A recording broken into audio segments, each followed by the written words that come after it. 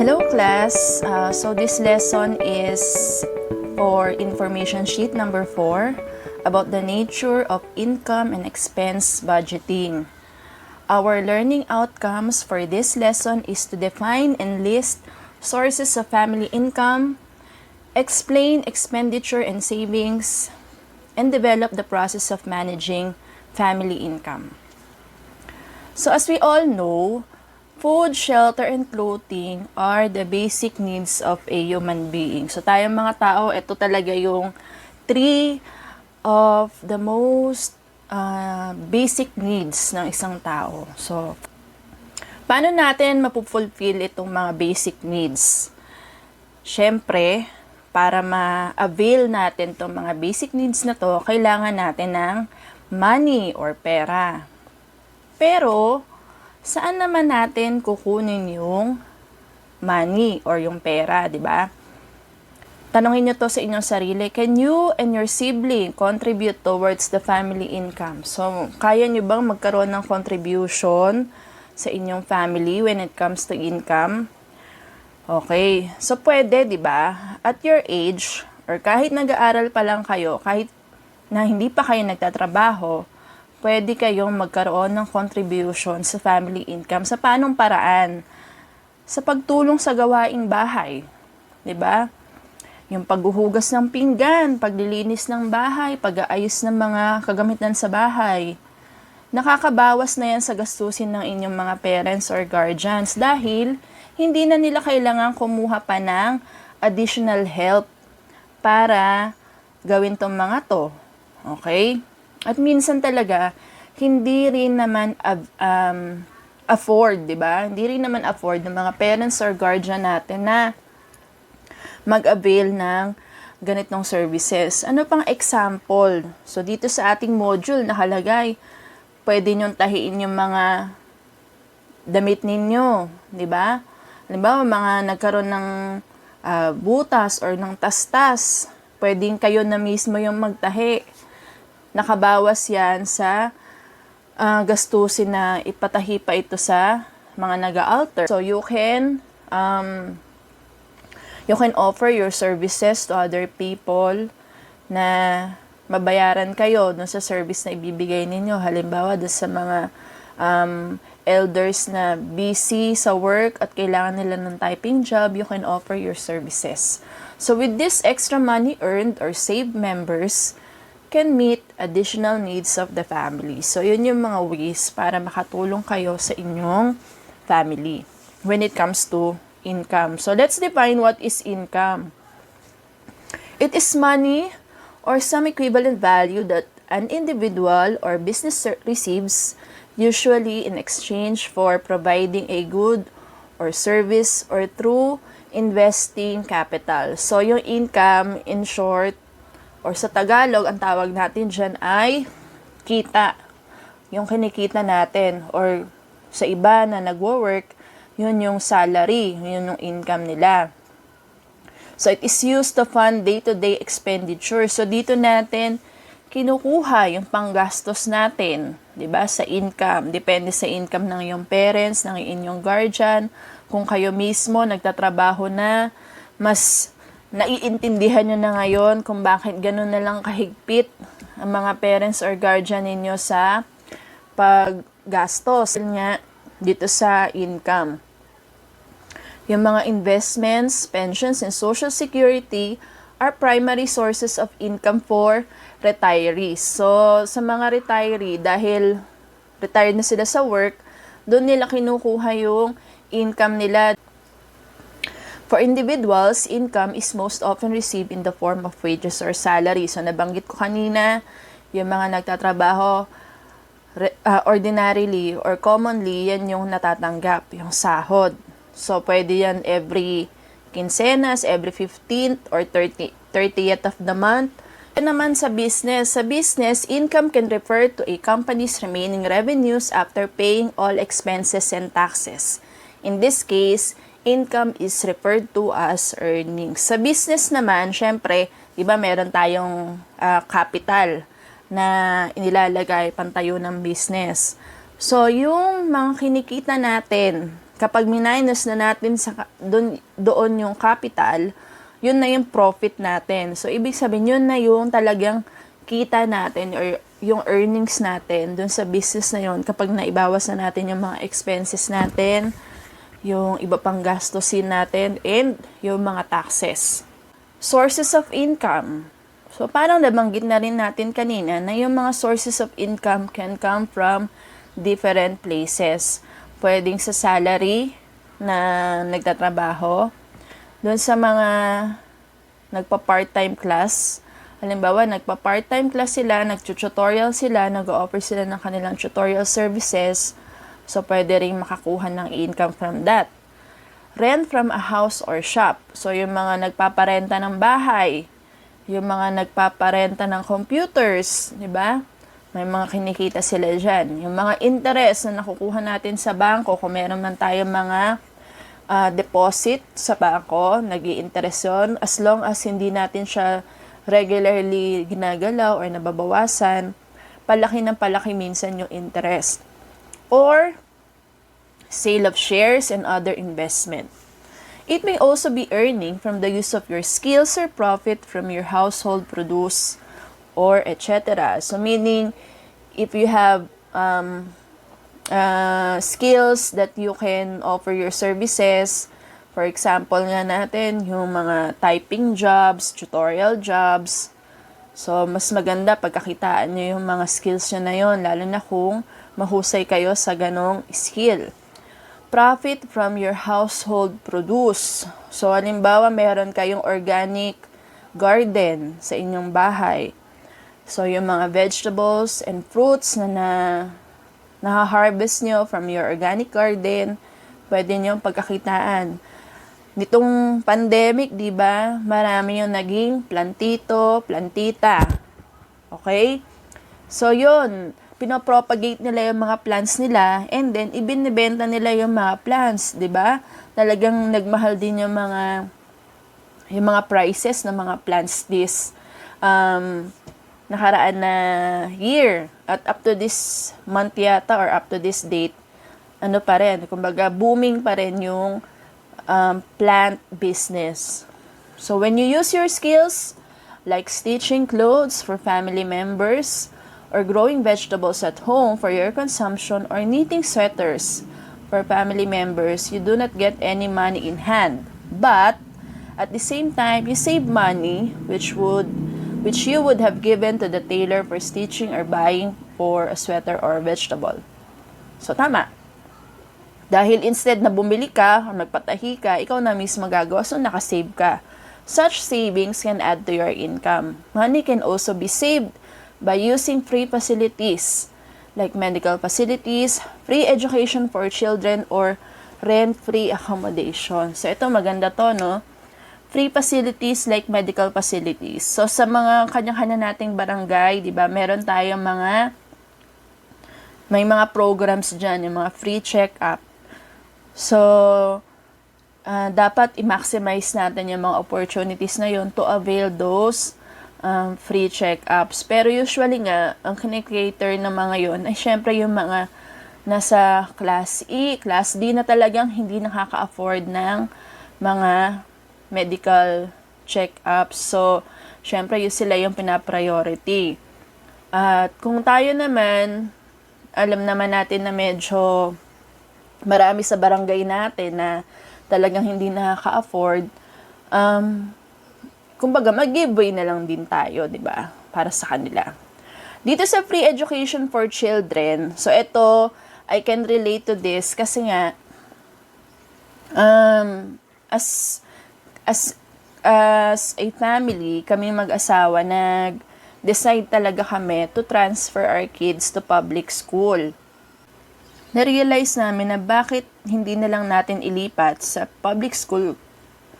Kumbaga kami naman ay produkto rin naman ng public school.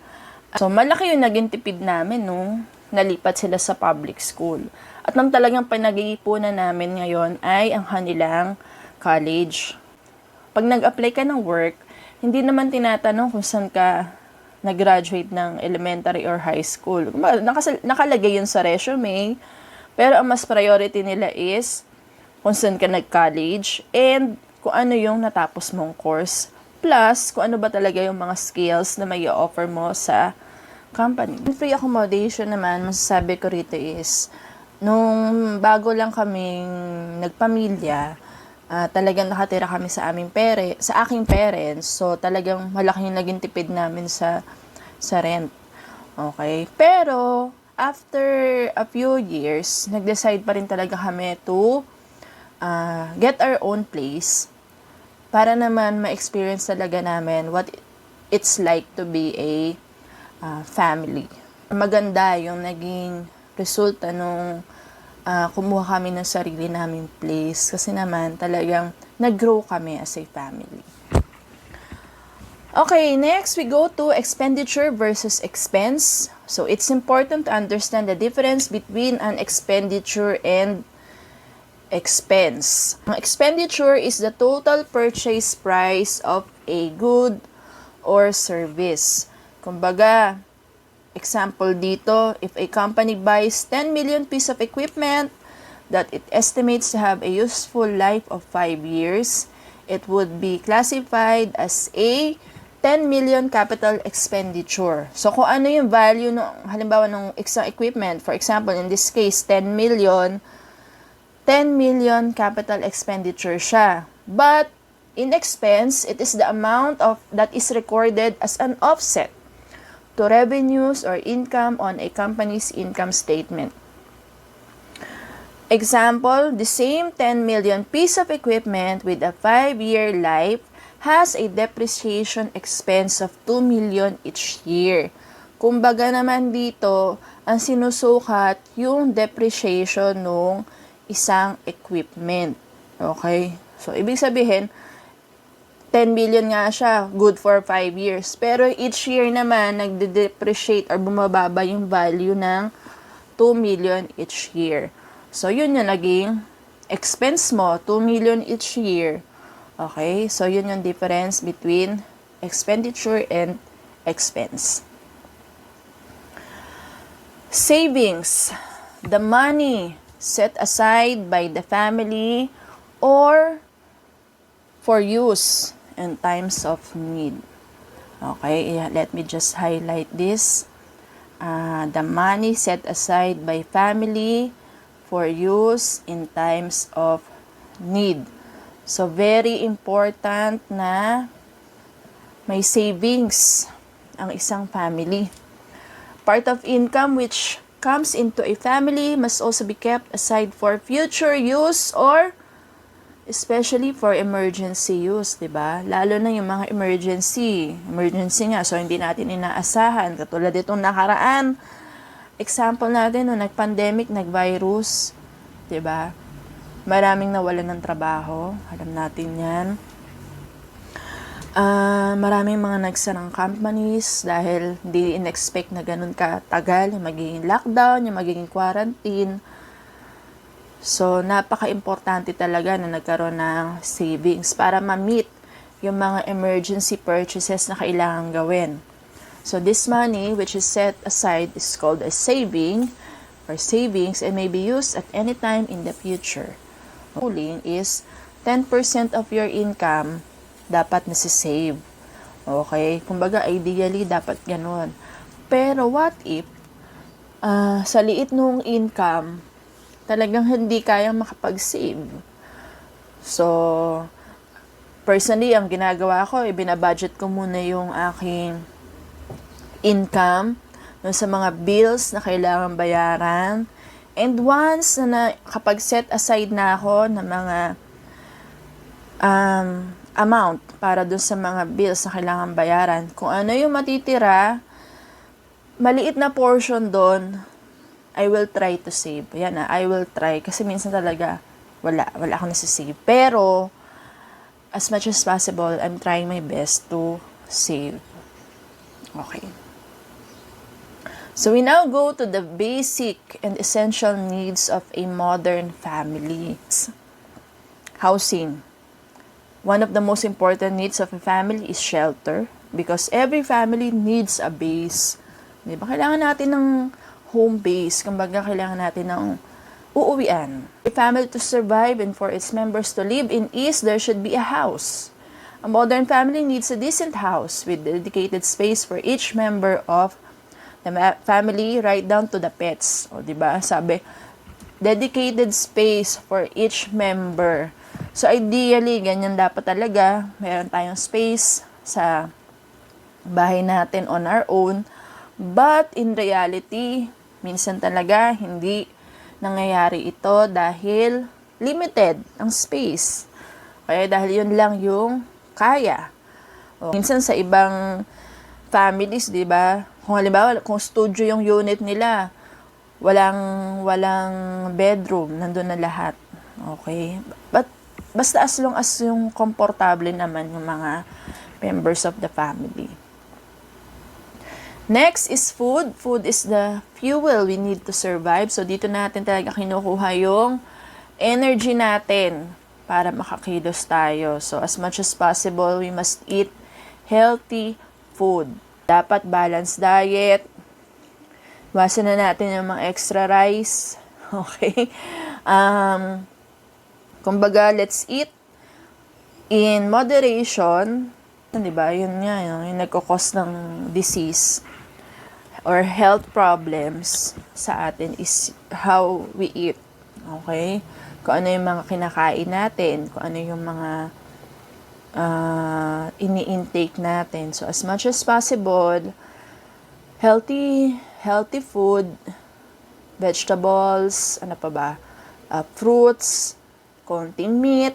Moreover, parents can be role models to their children during family meals by showing healthy eating ideas and teaching polite table manners. So, yan, dapat tinuturo yan sa mga kabataan ng proper table manners. Security. The world has grown in many ways, and this has increased dangers out there. So every modern family needs protection or security. Protection in all places, in the physical world as well as the virtual world. So lahat tayo ngayon na-experience natin virtual world at alam nating maraming mga masasamang tao na nagkalat hindi lang sa physical world kundi sa virtual world. So this responsibility most times lies on the shoulders of the older members of the family. So dapat pinoprotektahan nila yung mga mas nakababata, yung mga children and infants na inosente pa or hindi pa nila nare-realize na magulo pala talaga ang mundo. Okay? So, as much as possible, pinoprotektahan natin sila, unti-unti natin tinuturo sa kanila na maging maingat. Okay? There should also be security in the sense that there should be trust between all members of the family. Dapat, sa pamilya pa lang, dama na nila yung security. Kumbaga, hindi sila magkakaroon ng takot. So, ganun yung gusto nating i-achieve. Okay. Next, clothing. So, yung geographical location, yun yung nagde-determine ng anong type of clothing yung dapat or appropriate. So, halimbawa, nakatira sa mga bulubunduking lugar, sa mga malalamig na lugar, gaya sa Baguio. Syempre, yung mga damit nila doon, medyo makakapal dahil malamig. Yung mga nakatira naman sa medyo deserted places, halimbawa sa Middle East, kung ano yung, dahil mainit doon, so medyo light lang yung mga texture ng kanilang mga tela. So a family must dress accordingly to protect itself from the elements. So elements gaya ng mga weather, harmful weather, at kung ano-ano pa. It is very important that every member of a family dresses appropriately for the weather and their age. Dapat be responsible na lang how we present ourselves to other people. Okay, next is effective communication. So, effective communication is the foundation of any great relationship. Okay, so talagang kahit anong klaseng relationship, sa family man yan, sa friends, sa love life, kailangan ng communication because it creates a conducive environment for expression. Dahil, di ba, sa communication mo ipaparating dun sa other person kung ano yung nararamdaman mo or yung mga ideas mo, opinions mo sa mga bagay-bagay. This expression is very important in every family. There must be a free flow between the members of the family. So, maganda nakakapag-usap lahat ng members of the family. So, as much as possible kayo, if ever dumating na kayo sa point na magpapamilya na kayo, as much as possible, be open to your kids. Your family should take advantage of technology to enhance communication. O, ayan, technology. Lahat tayo ngayon ay nakababad na sa mga smartphones natin, di ba? Minsan sa bahay, bis na mag-usap-usap yung mga member ng pamilya, ang kaharap ay cellphone. Okay, so, totoo to, no? Modern communication tools can enhance and can also hinder proper communication. So, they should be used with care and discipline. Kailangan pa rin talaga na i-train yung mga, lalo na yung mga kabataan na ito yung proper way to communicate with your family members. Meron tayong mga non-verbal forms of communication. So, dapat i-develop din natin yan na maging ipadama natin sa mga family members natin na talagang mahalaga sila sa atin or mahal natin sila para maging harmonious lagi yung pagsasama sa loob ng tahanan. Hindi nyo masyado halimbawa na-feel na mahal ba ako ni nanay, mahal ba ako ni tatay. Kayo yung magpadama sa kanila na mahal nyo sila. And for sure naman ma-appreciate nila yon. Siguro at first, masyashock sila. Pero later on, marirealize nila na siguro nga dapat ipakita ko rin na mahal ko rin ng aking mga anak. Okay? Next, education. Families and education have a very close relationship. The family is the basis of a good education. So, sa pamilya talaga nagsisimula ang magandang edukasyon. Kung ano yung tinuro ni nanay, ni tatay, dadalhin niya ng anak hanggang paglaki. Education is essential to the growth of any family. Even formal education, so dapat yung basic na mga characters, good characters, dapat na-develop na yun sa loob ng bahay. Families must be educated and conscious to raise successful, intelligent, and creative children. So, as parents, dapat na enhance nila yung skills ng kanilang mga anak. I-motivate nila yung anak nila na maging creative. Okay, so this aspect is usually handled by the parents or guardians. It is important that they themselves are educated so they can be positive influences on younger members of the family. Siguro educated, not naman in the sense na lagi dapat yung formal education na from elementary to college. Kasi I believe there are parents na kahit hindi sila nakatapos ng college or even high school, maayos yung pagpapalaki nila sa kanilang mga anak. Kumbaga may mga parents na kung hindi man naging maganda yung pagpapalaki sa kanila, iniba nila dun sa kanilang sariling mga anak. Kumbaga, in-improve nila. Ibig sabihin, nung naging magulang sila, ready sila dahil alam nila na dapat yung pinroduce kong offspring ay maging advantage para sa society. Kumbaga, magkaroon siya ng magandang ambag sa society. Hindi siya maging sakit ng lipunan, di ba? Okay, so yung mga ganong parents, talagang saludo tayo dyan na magpapalaki sila ng mga anak nila na gusto nila makatapos din. Kumbaga, kung ano man yung na-achieve nila, gusto nila masigit pa doon. So, yun yung mga nakakabilib na mga parents. Yung mga may positive influence. Okay? Kasi at the end, yung mga anak, kumbaga mag-give back yan doon sa mga parents na naging mabuti. Next is access to information technology.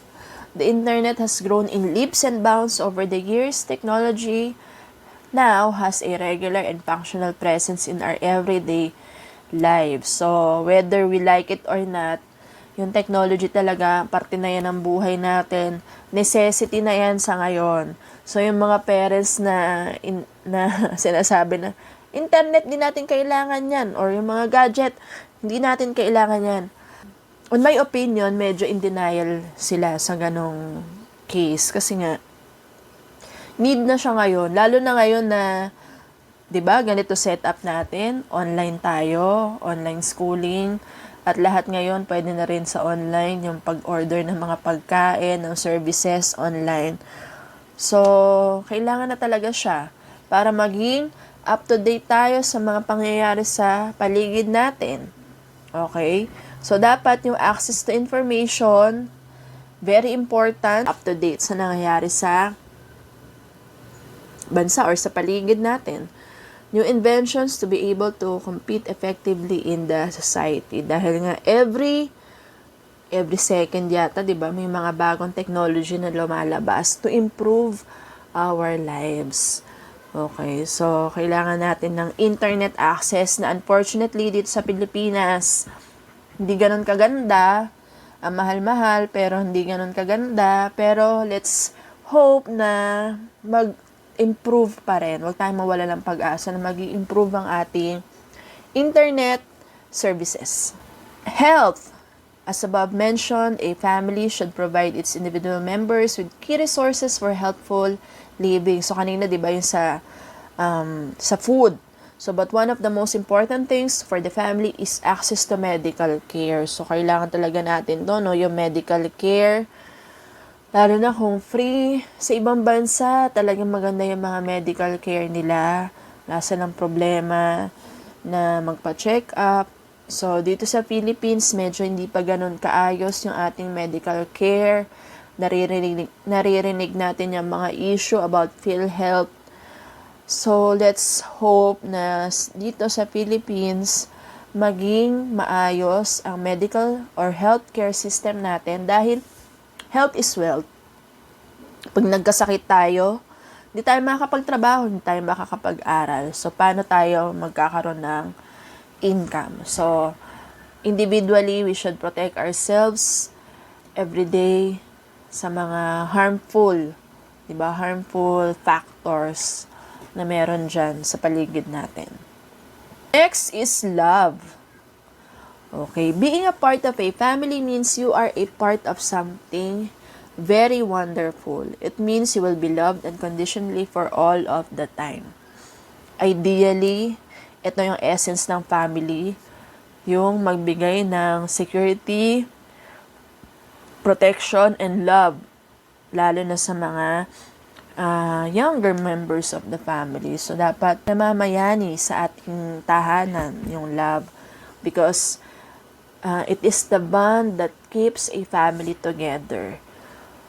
Okay? Hindi natin may iwasan na magkaroon ng mga disagreements in the family or within the family, pero kung matibay ang pagmamahalan inside the home, for sure, malalampasan yan yung mga disagreements. Sisimula yan sa mga parents or basta sa mga elders kung paano nila ipapakita sa mga younger members of the family what it's like to love them, 'di ba? Kasi yun yung talagang bilang anak, yun yung titingnan natin Paano ba maipakita ni nanay at ni tatay yung pagmamahal niya sa aming mga anak niya? So kung paano niya pinapakita yun sa atin, i-emulate natin yun at yun din ang ipapakita natin sa kanila at sa mga future or doon sa iba nating mga nakakasalamuha kung nararamdaman natin, yung mga parents natin, respeto tayo as an individual, we will be able to respect others then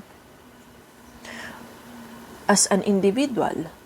So, napaka-importante ng love, 'di ba? Sabi, all we need is love. Doon talaga nag-uugat yung magandang samahan sa isang pamilya, sa love. Okay, next is order. As much as it is important for there to be love and freedom of expression, order is also needed to keep things running smoothly. So, dapat may order, organization sa family para alam ng bawat miyembro ng pamilya kung ano yung kanilang mga responsibilities sa loob ng tahanan. As parents, ano ba yung responsibility? As mga offspring or as mga anak, ano ba yung mga responsibility ninyo? Hindi pwedeng lagi lang tayo nakaasa sa mga parents natin. Give us what we need. Dapat magkaroon din tayo ng contribution sa ating tahanan, sa ating family. Siyempre, as we grow old, may bigat yung mga responsibilities na yon. At yung mga responsibilities na yon, it will teach us how to handle certain things, certain situations. And it will make us more responsible as an adult in the future. As part 1 of this information sheet, kung nakarating kayo sa part na to, i-like nyo yung video na to, at i-comment nyo dyan sa baba. So, which of these basic needs na aralan natin, yung para sa inyo is pinaka-importante.